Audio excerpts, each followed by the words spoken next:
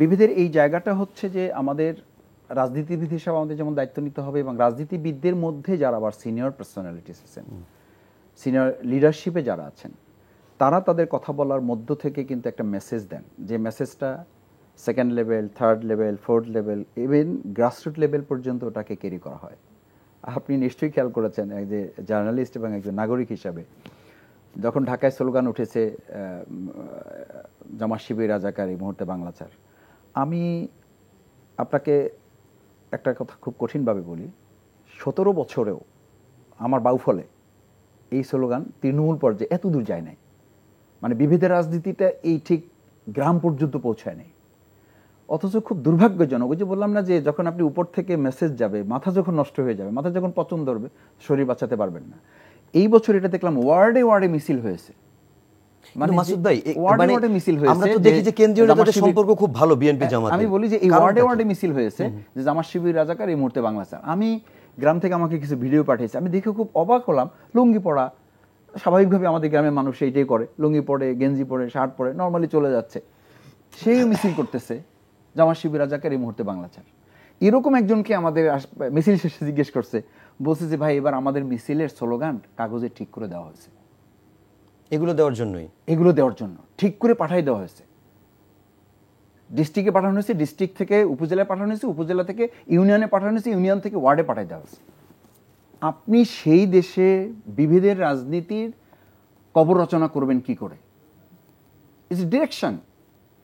আমরা তো এটা ছড়িয়ে দিচ্ছি, বিভেদটা আমরা কমানোর প্রক্রিয়ার পরিবর্তে আমরা রাজনীতিবিদ এটাকে ছড়িয়ে দিচ্ছি। সেই জায়গায় আমি বলছি যে সিনিয়র লিডারশিপ যারা আছেন তাদের মধ্যে সম্পর্ক ভালো আছে, হয়তো মুখে মুখে ভালো থাকে, ওপেনে, ওই যে বললাম না, ওপেনে একরকম, গোপনে আর এক রকম। ওপেনে সে বলেন এইটা করতে হবে, এটা করতে হবে, গোপনে তিনি কিন্তু ওটাকে ধারণ করতে পারেন না। না ধারণ করার প্রেক্ষিতে যেটা হচ্ছে যে আমাদের এই 2024-এর আগস্টের পরে দেখেন শহীদের সংখ্যা নিয়ে আমি একটা কথা বলি আপনাকে। জামাত ইসলামী বারবার বলে আসছে, আমিরে জামাত এটা প্রথম শুরু করেছেন ডাক্তার শফিকুর রহমান, যে শহীদ কোনো ব্যক্তি বা দলের সম্পদ হবে না দেশের। এটা কি হওয়ার কথা ছিল না? এই বক্তব্যটা কি ওনার হওয়ার কথা? এটা তো সবার হওয়ার কথা। এই যারা শহীদ হতে গেছে, সে কি জামাত ইসলামের সাইনবোর্ড লাগিয়ে গেছে? সে কি বিএনপির সাইনবোর্ড লাগিয়ে গেছে? সে কি জাতীয় পার্টির সাইনবোর্ড লাগিয়ে গেছে? ছাত্রদল শিবিরের সাইনবোর্ড লাগিয়ে গেছে? সে দেশের জন্য গেছে, প্রয়োজনে গেছে, ফ্যাসিস্টের বিরুদ্ধে গিয়েছে। সেই লোকটাকে এখন আমরা কেউ শিবির বলছি, কেউ জামাত বলছি, কেউ ছাত্রদল বলছি, কেউ বিএনপি বলছি।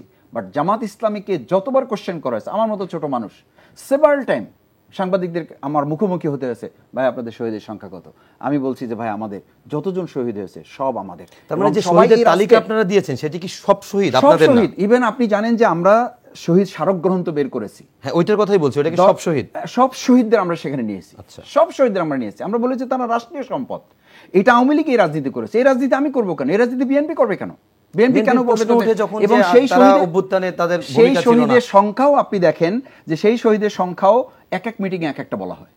এক মিটিংয়ে বলা হয় 37 জন, এক মিটিংয়ে বলা হয় 153 জন, এক মিটিংয়ে বলা হয় 162 জন। তাহলে আপনি কোন জায়গায় আছেন? আবার ওই দলের মহাসচিব কোন একটা মিটিংয়ে বলেন যে আমাদের 1000-এর উপরে, আমাদের 800-র উপরে আমাদের শহীদ হয়েছে। তাহলে এখন কোনটা ঠিক ধরবে? এর চেয়ে সুন্দর হতো না যে আমাদের এই শহীদেরা রাষ্ট্রের সম্পদ, জাতির সম্পদ। জামাত ইসলামী তো এটা আমরা, এবং আমরা যে 2 লক্ষ করে টাকা দিয়েছি, আমরা কিন্তু কেউ কাউকে জিজ্ঞেস করতে চাই না আপনি কোন দল করেন। এটা জামাত ইসলামী আমিরের ডিসিশন ছিল যে আপনারা জিজ্ঞেস করতে যাবেন না কে কোন দল করে, সবাইকে আপনারা দিবেন। আহত পঙ্গু আমরা জানতে চাই নাই। এখন আমাদেরকে জিজ্ঞেস করা হয় ভাই জামাতের আহত কত? আমরা বলছি যারা আহত, যারা একটা গুলি খায় নাই, শুধু মানে ইটের আঘাত খাইছে, সে একটু রক্ত বের হয়েছে, ওই ভাইটা আমাদের। এবং শুধু তা না, যারা ওখানে আন্দোলন করতে গিয়েছে তারা সবাই আমাদের, আমরা সবাই এক হয়ে কাজ করেছি। সেখানে শান্ত ভাই যেটা বলেছেন, ডাক্তার শফিকুর রহমানের প্রশ্নই নাই কোনো একটা দলকে। আমি বলেছি, আমি বললাম আপনাকে যে আমি শফিকুল ইসলাম আসিফ সহ আমাদের কোনো প্রোগ্রামে বিএনপি এবং তাদের নাম ধরে এই সৌজন্যতাটুকু রক্ষা করার দায়িত্ব জামাত মনে করে, এবং সেই দায়িত্ব নিয়ে আমরা কথা বলেছি। আমি বললাম আপনাকে সবচেয়ে বেশি নেগেটিভ ইমপ্রেশনটা বিএনপি বা জাতীয়তাবাদী দল নিছে কোন জায়গা থেকে? পাথর মেরে হত্যাকাণ্ড ঘটনাটা থেকে, যেখানে খুব স্বাভাবিক দেখা যাচ্ছে যে তারা বহিষ্কার করছে 11 জনকে, খুব স্বাভাবিক দেখা যাচ্ছে পুলিশ অ্যারেস্ট করছে, একেবারে তাদের দলীয় লোকদেরকে অ্যারেস্ট করতেছে, এবং তার পরিবারের সন্তান সে প্রকাশ্যে বলতেছে, তার মেয়ে বলতেছে, তার সে ছোট ছেলে সে মিডিয়াতে বলতেছে। তো এইগুলো দেখার পরেও কিন্তু আমরা যে দুটি প্রতিবাদ করেছি, সেই প্রতিবাদে আমার এখনো ভিডিও আপনি এখানে যদি দেখতে চান আমি দেখাতে পারি, এরপরে আমি আপনাকে এপিসোডে দেখাবো যে স্টার্টিংটা করেছি আমি এই বলে যে আমরা এখানে কোনো ব্যক্তি বা দলের বিরুদ্ধে কথা বলতে আসি নাই। আমরা আসছি 2006 সালের 28শে অক্টোবর লাশের উপরে নৃত্য করার যে দৃশ্য, এই দৃশ্য যে কোনো কারণে আবার আমাদের সামনে ফিরে এসছে, এটা আমরা পুনরাবৃত্তি হতে দেন, এবং যারা এর সাথে জড়িত অবশ্যই সে যে দলের হোক তাদেরকে গ্রেপ্তারের আওতায় আনতে হবে এবং শাস্তিমূলক ব্যবস্থা করতে হবে। সুতরাং সেই জায়গাটায় আজকে যদি কেউ মনে করেন যে জামাত ইসলামী এটা শুরু করেছে, এটা নির্বুদ্ধিতা ছাড়া এবং জামাত ইসলামের উপর অবিচার করা ছাড়া আর কিছুই নেই। এবং আমি মনে করি সায়ন্ত ভাই যদি জেনে বুঝে এটা বলে থাকেন তাহলে এটা প্রত্যাহার করা উচিত, আর যদি জেনে বুঝে না করেন তাহলে উনি এটা চ্যালেঞ্জ দিয়ে ভবিষ্যতে আমি যেটা ওনাকে বলেছি সেই চ্যালেঞ্জ ওনাকে গ্রহণ করা উচিত। জি, একটু শান্ত ভাই আপনি এই চ্যালেঞ্জ প্রসঙ্গে কিছু বললে তারপর আমি পরের প্রসঙ্গে যাব। আসলে চ্যালেঞ্জ কি, এই মাসুদ ভাই তরুণ এবং ভালো কথা বলেন, লেখাপড়া জানা নেতা। জামাত ইসলামের মধ্যে যাদের কথা আমি শুনি এবং পছন্দ করি তার মধ্যে একজন হচ্ছেন মাসুদ ভাই। তিনি রাজনীতি ছেড়ে দেন এটা আমি কোনোভাবেই চাই না, এবং আমি অনুরোধ করব, মানুষেরই ভুল হয়, আপনার রাজনীতি নিয়ে ব্যস্ত থাকেন, কাজ করেন, সেই ক্ষেত্রে যদি শুনতে বা ফলো করতে ভুল হয়েও থাকতে পারে, তবু দয়া করে রাজনীতি ছাড়বেন না। এবার আমি বলি না, যে রাজনীতি না শেষ করতে দেন তাহলে বুঝবেন। 7 সেপ্টেম্বর 2024 এই তারিখে সমকাল পত্রিকার একটা নিউজের হেডলাইন হচ্ছে বিএনপির সঙ্গে জামায়াতের টানাপোড়েন বাড়ছে। রিপোর্টে করেছে দুইজনে যৌথভাবে, রাজীব আহমদ ও কামরুল হাসান। এইখানের আপনি কোট আনকোট আপনাকে একটু কথা পড়ে শোনাই, তাহলে বুঝবেন যে আমি ভুল বলেছি কোন জায়গাটায়। বলছে 5 আগস্ট ছাত্র জনতার অভ্যুত্থানে শেখ হাসিনার পতনের পর বিএনপি ও জামায়াত ইসলামীর পথ আবার আলাদা হয়ে যায়। মতবিরোধ প্রথম প্রকাশ্যে আসে জামায়াতের আমির ডাক্তার শফিকুর রহমানের বক্তব্য ঘিরে। তিনি অন্তর্বর্তী সরকারের প্রধান উপদেষ্টার ভাষণ নিয়ে বিএনপির বিপরীতমুখী অবস্থান নেন, কৌশলে সমালোচনা করেন দীর্ঘদিনের মিত্র দলটির। এরপর ক্ষুব্ধ প্রতিক্রিয়া দেখা দেয় বিএনপিতে। বিএনপির দ্রুততম সময়ে নির্বাচন চাইলেও জামায়াত আমির বলেন এখনও শত শত মানুষ হাসপাতালের বিছানায় কাতরাচ্ছে, রক্তের দাগ মোছেনি, বন্যায় দেশ আক্রান্ত। এই সময়ে কেউ নির্বাচন জিগির তুললে জাতি তা গ্রহণ করবে না। এই বক্তব্যে তিনি অভিযোগ করেন বিএনপি ক্ষমতার 80% ইতিমধ্যে দখল করে ফেলেছে, ভিক্ষুকের থালা থেকে হাটবাজার কিছুই বাকি রাখেনি। এইবার বলেন কোট আনকোট যেটা পড়লাম, আপনি ওই দুই সাংবাদিক এই পত্রিকাকে কাঠগড়ায় দাঁড় করান এবং ওই সময়ের অনেক পত্রিকার হেডলাইন আমি বের করব। আমি নিজে যেহেতু কলামিস্ট, আমি লিখি, আমার সংগ্রহগুলো থাকে, পয়েন্ট বাই পয়েন্ট আমি অন্তত 10টা সংবাদ মাধ্যমের হেডলাইন বের করে দিব যে জামায়াত ইসলামের আমির এই কথা বলেছেন। তিনি ওই সময় আরও 2-1টা কথা অগ্রহণযোগ্য বলে তাকে ব্যাখ্যা দিতে হয়েছে। একটা হচ্ছে আওয়ামী লীগকে ক্ষমা করে দেওয়ার যে কথা বলেছিলেন তেজগাঁয়ে, সেই কথাটা নিয়ে পরে আবার ব্যাখ্যা দিতে হয়েছে আমি এটা মিন করিনি, আমি ক্ষমার দৃষ্টান্ত রাখতে চেয়েছি, কিন্তু ফ্যাসিবাদ খুনিকে না, এই ব্যাখ্যা দিতে হয়েছে। তিনি বসুন্ধরা মিডিয়ায় গিয়েছিলেন ছুটে, সেটা একেবারেই প্রিম্যাচিউর একটা অবস্থা ছিল, মানে সেখানে আক্রান্ত হলে সেটাতে তাদের উপরে ফ্যাসিবাদের পক্ষে অবস্থান নেবার কারণে তাদের উপর রাক্ষোভ আছে। বিএনপিও এই বদনামে জড়িয়েছে বসুন্ধরা গ্রুপের সঙ্গে জড়িয়ে, কিন্তু জামায়াতের আমির নিজেও সেখানে গিয়েছেন। ফলে তাদের কিছু মানুষ তো ভুল তো হতেই পারে, বা ভুল বক্তব্য দিতে পারেন, বা কোনো কিছু না বুঝে আকবরিও কেউ বলে ফেলতে পারেন, কিন্তু আপনার নেতা বা বিএনপির নেতা বা যে কেউ হোক তারা তো মানুষের ঊর্ধ্বে নয়, মানুষ তো। সুতরাং এইভাবে করে আমি একটা কথা বলেছি বলে আপনি রাজনৈতিক বিশ্লেষক নিয়ে কটাক্ষ করবেন, আপনি আমাকে নিয়ে চ্যালেঞ্জ নেবেন, এইসব করবেন, এটা না করে আপনি আমার ভাই, আপনাকে আমি পছন্দ করি এবং আমি চাই আপনি রাজনীতিতে টিকে থাকেন, পারলে বা সমকালের ওই রিপোর্টের চ্যালেঞ্জ। এখনো 80% দখল এবং জামাত আমির এটা বলেছেন, এই যে লাইনটা বের করতে পারেন, এই যে বিএনপি ক্ষমতা, আপনি এই যে দেখেন বিশ্লেষক, আর এই যে আপনি পড়েন বিএনপি ক্ষমতার 80% ইতিমধ্যে দখল করে ফেলেছে। জামাতের আমি কাকে বলেছি এটা কিছুই বাকি না, রিপোর্ট, এইটার পত্রিকার রিপোর্ট আর আমিরে জামাতের কথা লিখেছে। এই যে বলছে যে এটা একটা পত্রিকার কথা লিখেছে, এটা কি আমিরে জামাত বলেছে? এই যে বলছে আমি ডাক্তার শফিকুর রহমানের বক্তব্য, তার বক্তব্য ঘিরে এই যে বলেন বিএনপি দ্রুততম সময়ে নির্বাচন চাইলে জামায়াত আমির বলেন, এই রিপোর্টের যে জামাত ইসলামী প্রতিবাদ দিয়েছে সেটা কি আপনি জানেন? আপনি প্রতিবাদটা দেখান পারলে।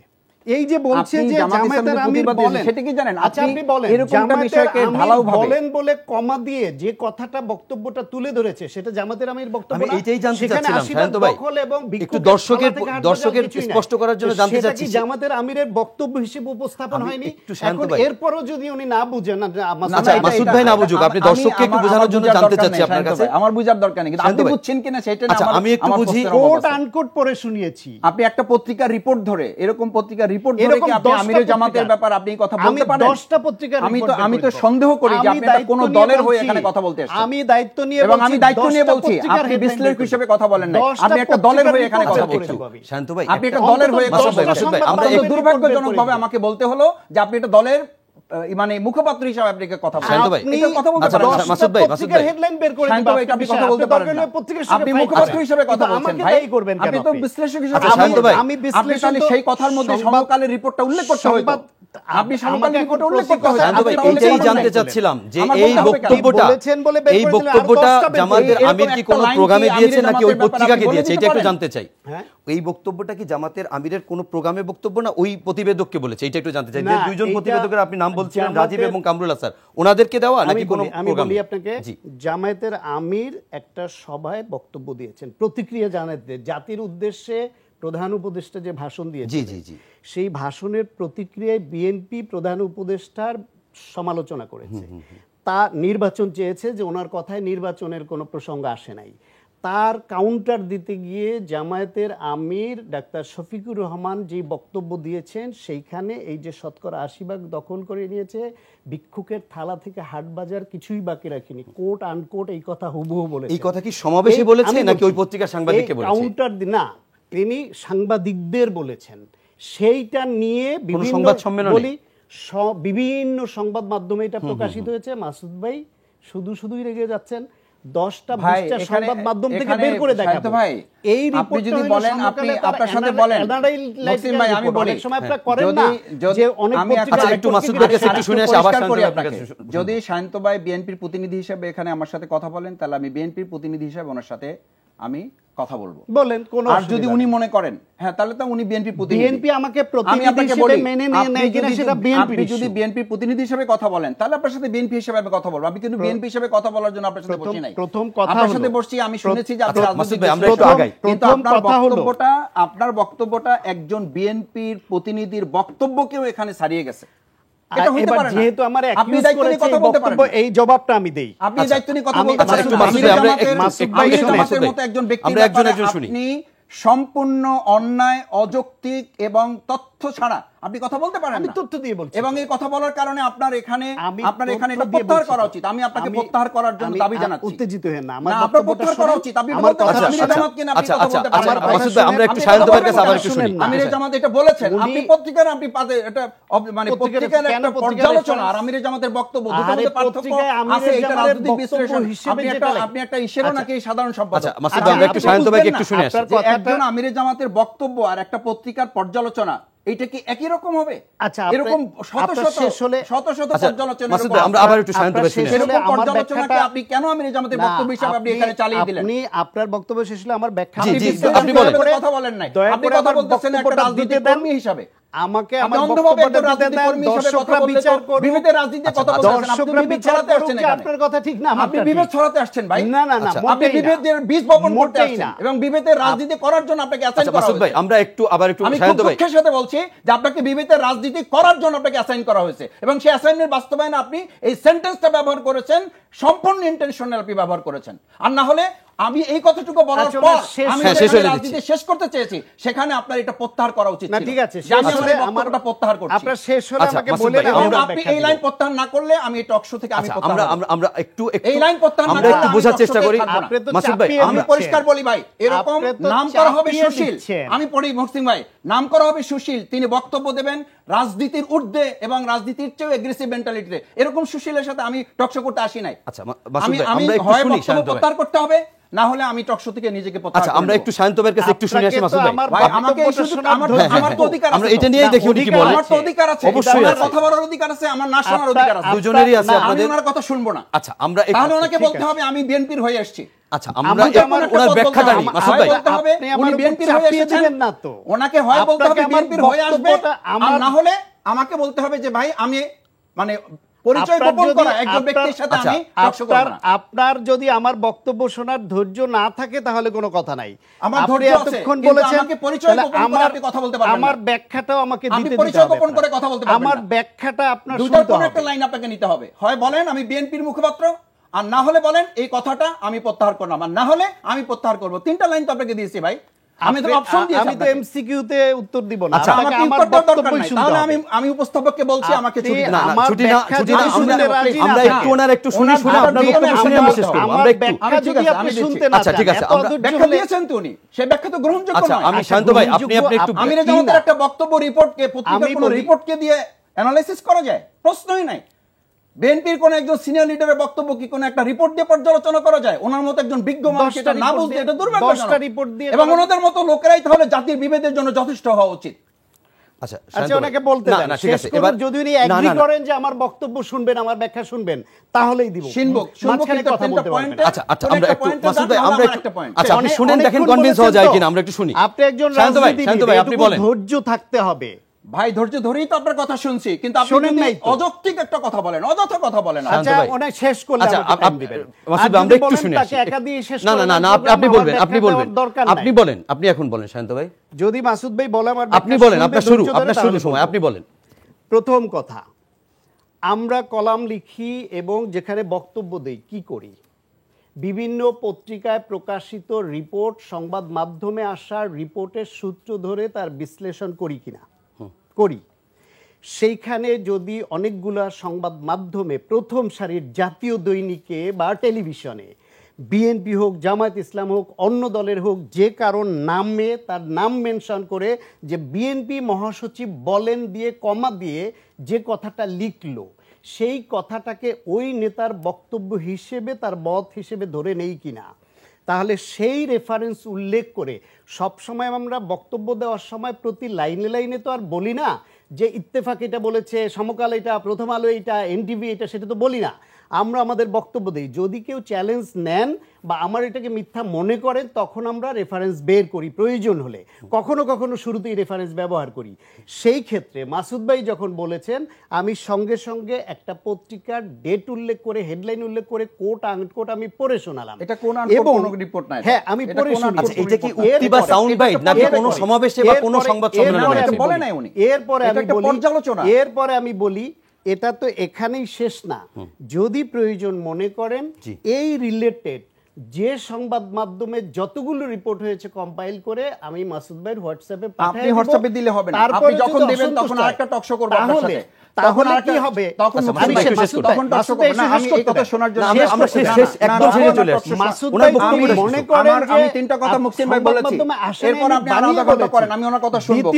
দ্বিতীয় কথা যে প্রশ্ন করেছে সেটার উত্তরটা দেই। আমরা একটু আগে। আমি বিএনপির প্রতিনিধি কিনা?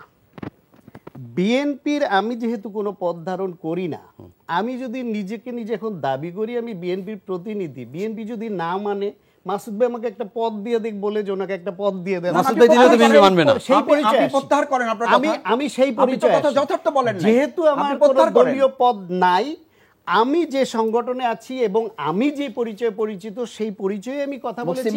আমার উনি রিপোর্টের এই পত্রিকা, উনি আরো দুইটা পত্রিকার রিপোর্ট শোনাক, কিন্তু আমিরে জামাত এটা বলেছেন, এইটা বলে আমি এক সেকেন্ড থেকে থাকবো না। আমি সেটাই বলেছে বলে পত্রিকা। আচ্ছা আমরা একটু আমি করতে হবে।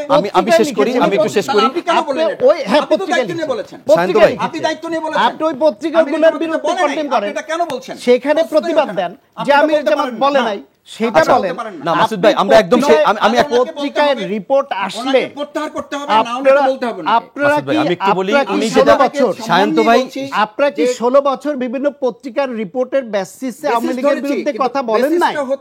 বলেন নাই? আমি কি বলি নাই? আমি কি পত্রিকায় প্রকাশিত আমি দুজনের কথার ভিতরে শুধু একটা লাইন, খুব ভালো লেগেছে ফ্যাসিবাদের বিরুদ্ধে যত কথা বলেছি সবকে আমি কানে শুনেছি, আপনাদের মতো সংবাদ মাধ্যম এসছে সেই সংবাদ মাধ্যমে পড়ে তার দিয়ে ফ্যাসিবাদের মুখোশ উন্মোচন করেছি, তখন তো বলেন নাই যে পত্রিকার বেসিসে বলতে শান্ত ভাই এবং মাসুদ ভাই, আমার কাছে মনে হয় আজকের এই কোনো কিছু পছন্দ না হলেই আপনারা এইভাবে ভাইয়া আপনারা দুজনই শ্রদ্ধাভাজন, শুধু আমি একটা লাইন বলি, আমি বলি যে বিভ্রান্তিটা না মাসুদ ভাই শান্ত ভাই, আপনি সমস্ত আমি পত্রিকার হেডলাইন বের করব, আপনি আমিরে জামাতের এই সম্মানটুকু আপনি রক্ষা করতে ব্যর্থ হয়েছেন। আমি বলছি পত্রিকার হেডলাইন আপনি ভিতরের লাইনে চলে গেছেন, হেডলাইনটা কি বলেন? আমি আপনাকে হেডলাইনও দিব, আপনি দিয়েন তারপর কথা বলেন। শান্ত ভাই মাসুদ ভাই হাতে নিয়ে বসছেন, আপনি হাতে নিয়ে বসছেন, আমি হাতে নিয়ে বসি নাই, সেই কথা আমি এখানে বলিও নাই। আপনি হাতে নিয়ে আমিরে জামাতের কথা আপনি এখানে বলবেন আর আমি তো ডকুমেন্ট থাকবেন আপনার কাছে। আমি এখন যদি বলে দেই যে আমাদের এই সাংবাদিক জগতের সভাপতি উনি এই কথা বলেছেন, সাথে সাথে আপনি জানতে চাইবেন ভাই এটা কি বললেন আপনি, এটা তো আপনি হিট করার মতো কথা বলেছেন, টার্গেট করে কথা বলেছেন, ইনটেনশনে কথা বলেছেন, আপনি জামাতকে অ্যাটাক করার জন্য কথা বলেছেন, টাচ করলে সব বের হয়ে যায়, আপনাকে অ্যাসাইনমেন্ট দেওয়া হয়েছে জামাতকে ইয়া করার জন্য, ক্রিটিসাইজ করার জন্য, টাচ করলে সব বের হয়ে যায়, আপনি সেই অ্যাসাইনমেন্টে এসেছেন, আমায় মাত্রা আপনি অ্যাসাইনমেন্ট নিয়ে তো জামাতকে আপনি ক্রিটিসাইজ করতে পারেন। এখন আপনি চ্যালেঞ্জ নিয়েছেন, রেগে গেছেন। না আমি রেগে যাই না, আমি রেগে গেলে আপনাকে কথা বলতে হবে না। আমি তো আপনাকে অন্যায় বলেছেন, আমি আপনাকে ব্যক্তিগত আক্রমণ করে একটা শব্দ বলি নাই। আচ্ছা আমাদের সময় একদম শেষ হয়ে গেছে, একটা শব্দও বলি নাই। আমি পত্রিকার আপনি আমাকে ব্যক্তিকে বলেন না, কিন্তু আমাকে ব্যক্তিকে বলে যদি আপনি আমিরে জামাতকে না বলতেন, আমাকে ব্যক্তিকে বলে আমি মেনে নিতাম, কিন্তু আপনি তো আমিরে জামাতকে বলেছেন। আমিরে জামাত একজন রাজনীতিবিদ, হ্যাঁ তো তার ভুল থাকতে পারে, কিন্তু আপনি অন্যায় কথা বলেছেন, সেই ভুলটা পত্রিকায় যদি আসে আপনি মিথ্যা কথা বলেছেন। আরে একই কথা নিয়ে আপনি মিথ্যা বলেছেন। আমি একটা লাইন বলি, শান্ত ভাই মাসুদ ভাই আমি একটা লাইন বলি, আপনি অসত্য কথা বলেছেন, আপনি সত্যবাদী নন, এটা প্রমাণিত হয়েছে আপনার পত্রিকার রিপোর্টে 16 বছর কথা বলেছি, তখন আপনাদের ভালো লেগেছে। এই পত্রিকার সূত্র উল্লেখ করে 16 বছর কথা বলেছি। অনেক ধন্যবাদ, অনেক ধন্যবাদ। আমরা কোনো পত্রিকার গোলামি করি না, আমরা পত্রিকার গোলামি করি না, আপনারা পত্রিকার সংবাদ কোনো মানুষের গোলামি ভাইয়া আপনারা ফ্যাসিবাদের বিরুদ্ধে সরলা এই ইনফরমেশন পত্রিকা থেকেই কালেক্ট করি আমরা নিজেরা আবিষ্কার করি না, আপনারা পত্রিকা থেকে কালেক্ট করেছেন, আপনারা যে সব বিবৃতি দিয়েছেন সরকারের বিরুদ্ধে সেগুলো কোথায় পেয়েছেন? মাসুদ ভাই শান্ত ভাই আমরা শেষ করব, শেষ করার আগে শুধু একটা লাইন আপনাদের, আমি সমকালের বিরুদ্ধেও বলি নাই, কিন্তু আপনি সমকালের রিপোর্টটাকে অন্যায়ভাবে এখানে ব্যবহার করেছেন, কেন অন্যায়ভাবে উপস্থাপন করেছেন? যারা শুনেছে তারা পছন্দমতো উপস্থাপন করেছেন, যারা শুনেছে ইন্টেনশনালি এটা উপস্থাপন করেছেন। আরে এইখানে স্পষ্ট লিখেছেন যে আপনি প্রথম বলেছেন, পত্রিকার রিপোর্টে বলেছে তিনি প্রথম। ভাইয়া আমাদের বারবার আপনারা দুজনেই একই কথা রিপিট করছেন, আমি শেষ করব, শেষ করার আগে শুধু একটা কথা আপনাদের দুজনকেই বলবো, এখানে যে জায়গাটা দিয়ে মাসুদ ভাই আমি একটা লাইন, শান্ত ভাই শান্ত ভাই মাসুদ ভাই আপনারা দুজনই এতটা ধৈর্যহীন এটা আমি ভাবি নাই, আপনি এতটা ধৈর্যহীন এটা আমি ভাবি নাই।